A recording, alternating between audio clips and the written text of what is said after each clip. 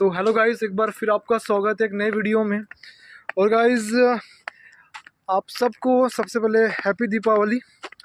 अब आप में से बहुत से लोग सोच रहे होंगे कि आज तो दीपावली है ही नहीं, लेकिन गाइस जर्मनी में दीपावली आज ही है।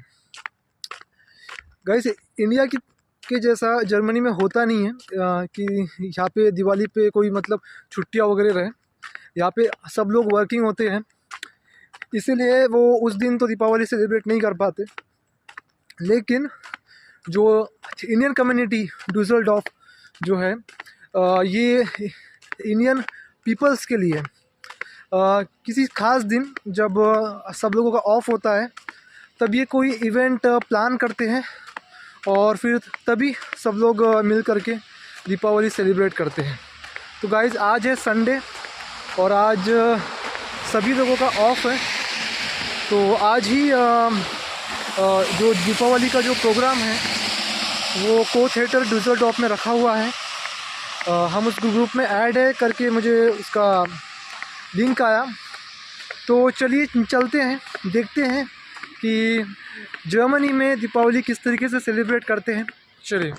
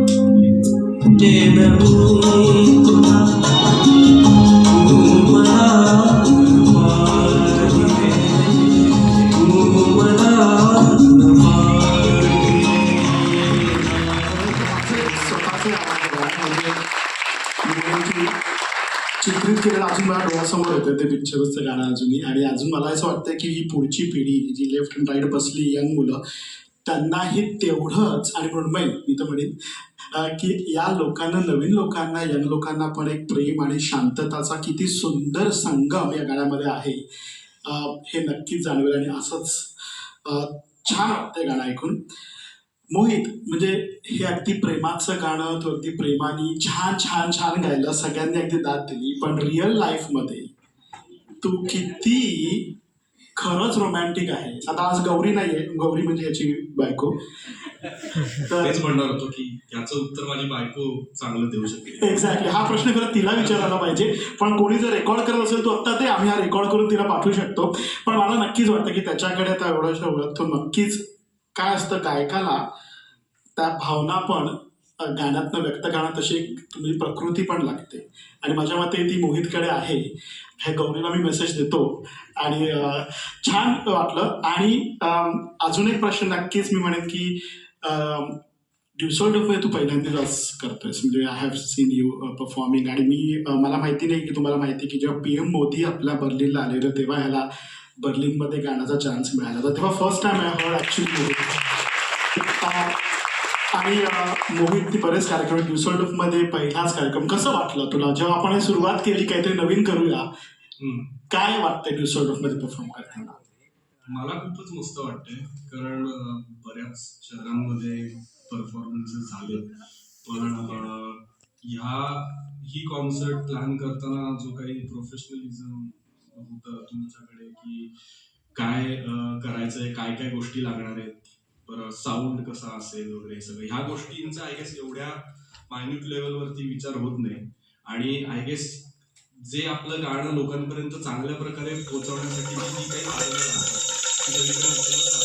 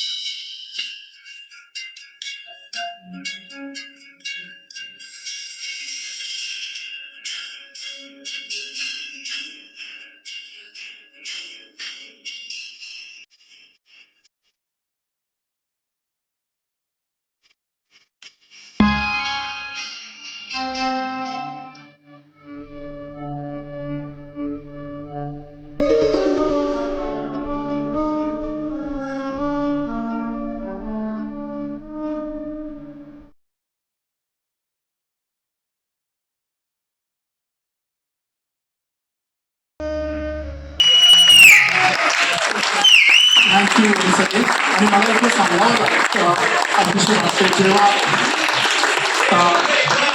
धनश्रीला करायचं होतं आणि मी मुद्दाम स्वर्णालीला I will say definitely because she is non Marathi Maharashtrian.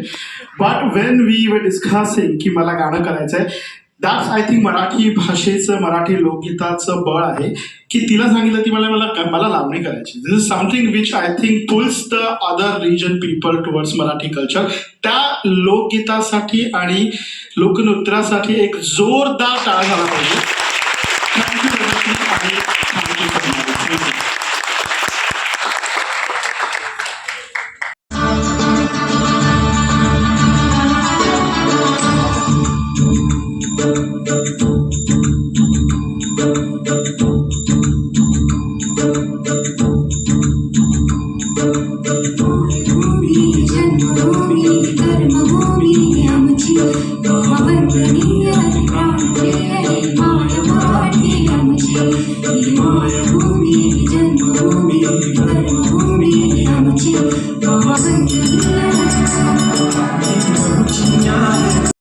आनंदाचं झाडदारी झुलते डाळी.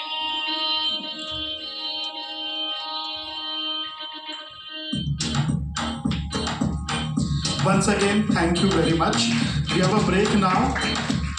दिवाळीचा फराळ दादरचे पळशीकर जे कोण असतील त्यांच्याकडनं आलाय, त्यामुळे माझ्या इथे दिसतात काही चेहरे खुललेत ऑलरेडी. तर खास दादरच्या पळशीकरांकडनं फराळ आहे आणि समोसा आहे. ब्रेक आपल्याला थोडा कमी करावा लागेल बिकॉज आपला लिमिट आहे टाईम त्याचं. सो 25 मिनटं, 20 ते 25 मिनटंच ब्रेक होणार आहे. आणि त्याच्यानंतर तयार राहा. पहिलं मराठी मित्रमंडळ आणि ड्युसल्डोर्फ ड्रामा कंपनी सादर करीत आहे तुमच्यासाठी एक थरारक नाट्य, मंजुळा.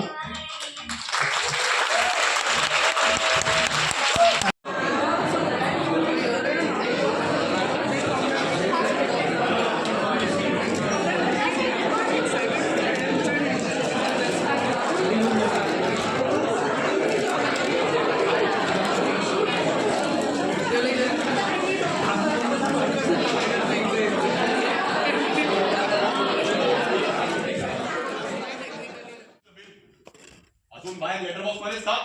सर ते कालच आले. मग भरला का नाही? ऑफिसच्या अकाउंटला पैसे नाही आहेत. प्रणव कारखानेच्या ऑफिसमध्ये एकही गोष्ट 24 तासाच्या वर पेंडिंग राहता कामा नये. माहित नाही तुला? नवीन आहेस? तरी नोटीस आली आहे. वाणीसाठी सुद्धा कॉल केला होता. वालिया काय म्हणाला वालिया?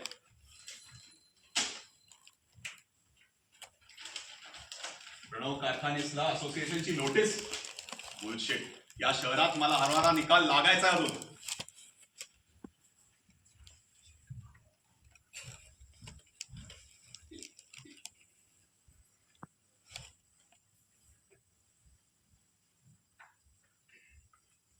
अच्युतं केशवं राम नारायणं कृष्णदामोदरं वासुदेवं श्रीधरं माधवं गोपिकावल्लभं जानकी नायकं रामचन्द्रं वन्दे. हरे Ram Ram Ram Hare Hare.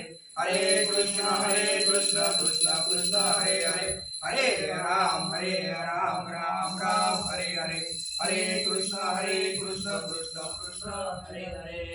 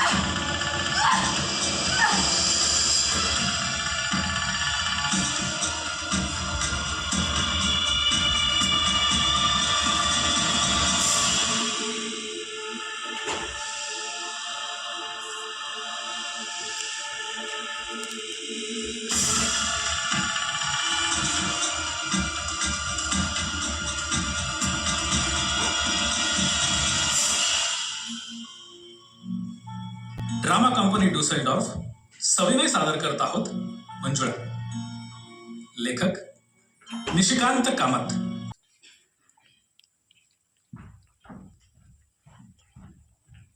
It's an open and shut case. त्या मंदिरातल्या मुलीने 10 जणांसमोर त्या पुजाऱ्यावर वार केलेत. मी का लिहू ही केस? मी सांगतोय म्हणून. नॉनसेन्स. व्हॉट?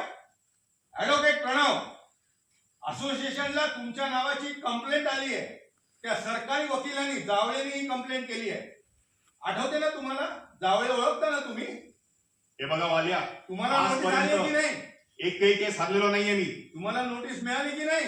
हो, मग मला सगळं आठवतंय. वाचली की नाही तुम्ही? हो, त्या रमेश पवारच्या केसच्या त्याला तुम्हीच सोडवलं होतं ना, त्या बिल्डरच्या केस मधनं? आत्ताचीच केस आहे. हो, त्या साक्षीदारांनी मला लिहून दिलंय की त्या दिवशी तो शेरसिंग ड्युटीवर होता आणि रमेश पवार तिकडे आलाच नव्हता म्हणून. इफ आय रिमेंबर करेक्टली, त्या रमेश परबचा साक्षीदार शेरसिंग, साक्षीदार नंबर 5, त्याचं स्टेटमेंट अटेस्टेशन तुम्हीच केलं होतं ना? तो त्या बिल्डिंगचा वॉचमन होता. हो, तुम्हाला असं वाटतंय का वालिया की मी माझ्या सहीची खूप मोठी किंमत मोजली? तर सॉरी, चुकताय तुम्ही. त्या शेरसिंगला ओळखता का तुम्ही? तो शेरसिंग, तो शेरसिंग 95 मध्ये लिव्हरच्या आजाराने मेला आणि 96 मध्ये त्यांनी सही केली असं लिहून दिलंय तुम्ही. त्याचं अटेस्टेशन तुम्हीच केलं होतं ना? हे बघा, तुम्ही चुकताय. जाऊन बघा, त्या रमेश पवारच्या घरी जाऊन बघा काय हालत आहे. अंथरुणाला खिळलेले आई वडील आहे, लग्नाची धाकटी बहीण आहे, बायका मुलं, वर कमवणारा हा एकटाच, वरून बिल्डर मागे लागलाय. घर सोड, घर सोड. काय करणार तो? कुठे जाणार? एवढे लाख मोकाट बाहेर फिरतायत. अजून एखादा बाहेर पडला तर काय हरकत आहे? प्रणव, कायदा याला मानत नाही. तुला ही केस घ्यावीच लागेल. मी घेणार नाही. तुझी सरळ रद्द करण्यात येईल. ही केस घेऊन तुला कोर्टात हरावीच लागेल. मी हरणार नाही. हे बघा वालिया, आज तुम्ही माझं रेप्युटेशन आजपर्यंत खराब करताय.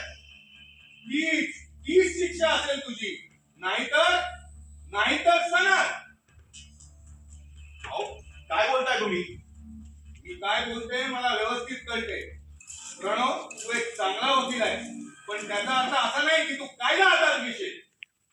अहो पण That's it.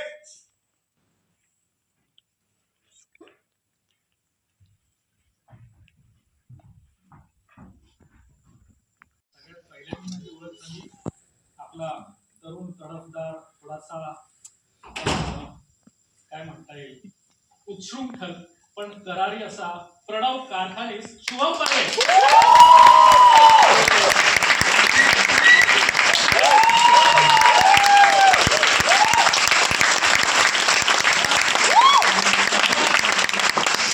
प्रवासात शुभम पहिल्यापासून माझ्याबरोबर होता आणि not just on stage acting, त्याने पोस्टर्स बनवणं, साऊंड ट्रॅक मध्ये मी फक्त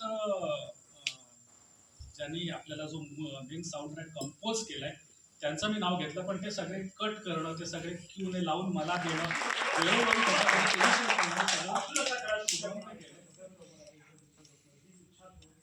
थँक्यू वन्स अगेन. जसं नाट्य निर्मात्याला आपण आशीर्वाद करतो तसं रसिक प्रेक्षक हो. एकच सांगताना मला कोणाला असं वाटत असेल की आम्ही खूप प्रोफेशनल ऍक्टर्स आहोत, तर आमच्यापैकी कोणीही ऍक्टर नाही. पण आमच्या सुदैवाने आम्हाला खूप चांगला डिरेक्टर अक्षय सारखा मिळाला आणि गणेश पण.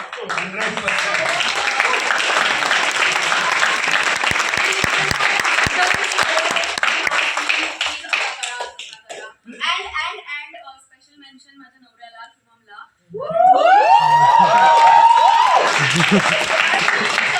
कधीच या नाटकातून बॅकआउट केलं असतं, कारण मला खूप चॅलेंजिंग वाटला होता हा रोल आणि मला कधीच वाटलं नव्हतं की मी हा परफॉर्म करू शकेन.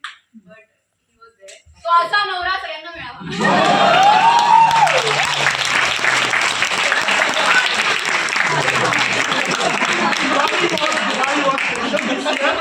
तर या दिवाळीच्या शुभेच्छा घेऊन तुमचं पुढचं नवीन वर्ष आवडून सुद्धा सुद्धा सुखी आणि समृद्धीने जावा आणि जोरदार टाळ्यांनी आणि हिप हिप.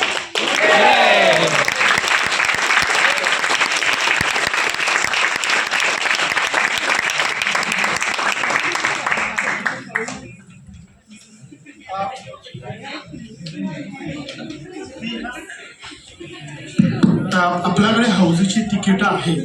अजून आपल्याकडे थोडा वेळ आहे, मला माहिती किती वेळ आहे, 15-20 मिनिटं आहेत. तिकीटं किती जणांनी घेतलेली आहेत हे मला माहित नहीं. Can we have a light please? Hello guys, अभी मैं आ चुका हूँ घर पे और आज का जो प्रोग्राम था दीपावली का वो काफ़ी अच्छा हुआ, जितना जो मराठी मित्र मंडल जो है उनके द्वारा हो सकता था उन्होंने करने की कोशिश की है. गाइस, इंडिया की जैसी तो दिवाली यहाँ पे मुश्किल है, क्योंकि यहाँ पे as compared to India Diwali मनाना उतना परफेक्टली हम नहीं मना सकते. यहाँ पे दिए वगैरह जलाने पे भी कई बार मतलब रिस्ट्रिक्शनों का सामना करना पड़ता है और यहाँ पे पटाखे भी हम नहीं फोड़ सकते. हालांकि क्रिसमस और न्यू ईयर पे तो ये लोग बहुत ज़्यादा पटाखे फोड़ते हैं, लेकिन दिवाली पर पटाखे बैन है यहाँ पे. और गाइस, बहुत सी चीज़ें जो है ये हमें सीखने को मिलती है जब हम हमारे इंडियन कम्युनिटी ग्रुप का हिस्सा होते हैं, और हमें जो इंडिया की याद है वो यही कम्युनिटी कहीं ना कहीं आने नहीं देती. और गाइस, आज का जो प्रोग्राम था, इस प्रोग्राम में कई सारे मराठी गीत जो थे ये इन्होंने गाए, और मराठी सिंगर जो थे वो स्पेशल इंडिया से आए थे, जो कि मतलब काफ़ी अच्छा लगा. लोगों का मतलब सपोर्ट भी काफ़ी मिला उन्हें. और मराठी मित्र मंडल के द्वारा गाइस हमें आज एक चीज़ मिली, और वो है ये काल निर्णय. ये एक मराठी कैलेंडर है जो कि मराठी मित्र मंडल ने दिया है. और गाइस, मराठी मित्र मंडल के द्वारा हमें और एक चीज़ मिली है, वो ये है हैप्पी दीपावली. ये है गाइस दिवाली फराड़, जिसको हम हिंदी में बोलेंगे तो दिवाली का नाश्ता जो है ये मराठी मित्र मंडल की तरफ से दिया गया है. और गाइस, जर्मनी में कोई चीज़ फ्री में नहीं होती है, ये आपको जानना ज़रूरी है. तो ये जो दिवाली फराड़ है इसका ये आप बॉक्स का साइज़ आप देख सकते हैं। ये इसका प्राइस है 30 यूरो, 30 यूरो पर पर्सन ये दिया गया है। चलिए देखते हैं इसमें क्या है। अभी तक के मैंने बॉक्स को खोला नहीं था, आज अभी पहली बार मैं आपके सामने ही खोल रहा हूँ।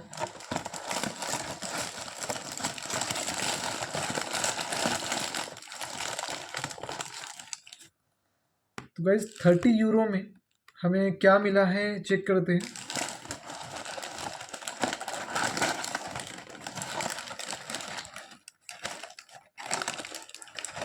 तो गाइस 30 यूरो में हमें 2 चकली है और 2 लड्डू है, थोड़े से शंकरपारे और थोड़ा सा चूड़ा है। तो ये है गाइस दिवाली का नाश्ता जर्मनी का। और 30 यूरो अगर आप इसे इंडियन करेंसी में देखेंगे 3000 रुपीज़ इस नाश्ते का प्राइस है। और गाइस इंडिया में तो 3000 रुपीज़ में तो मुझे लगता है कि हम तो पूरे घर में चूड़ा बांट देंगे, प्लस आजू बाजू कॉलोनी में भी हम चूड़ा बांट देंगे, इतना चूड़ा बन जाएगा 3000 रुपीज़ में। लेकिन जर्मनी में आपको इतना ही मिलेगा 3000 रुपीज़ में। खैर अच्छा है, मतलब इंडिया से इतने दूर जब इतनी इम्पोर्टेंट चीज़ जो मतलब हर दिवाली का एक पार्ट होता है वो हमें मिला है। तो thank you so much to Indian community and Marathi Mitra Mandal डुसलडॉर्फ। तो गाइस आज की वीडियो को करते हैं यहीं पर एंड। आई होप कि आपको वीडियो अच्छा लगा होगा। अगर आपको अच्छा लगा है वीडियो तो आप इसे लाइक कीजिए, सब्सक्राइब कीजिए। तब तक के लिए मिलते हैं नेक्स्ट वीडियो में ऑफ वीडियो से।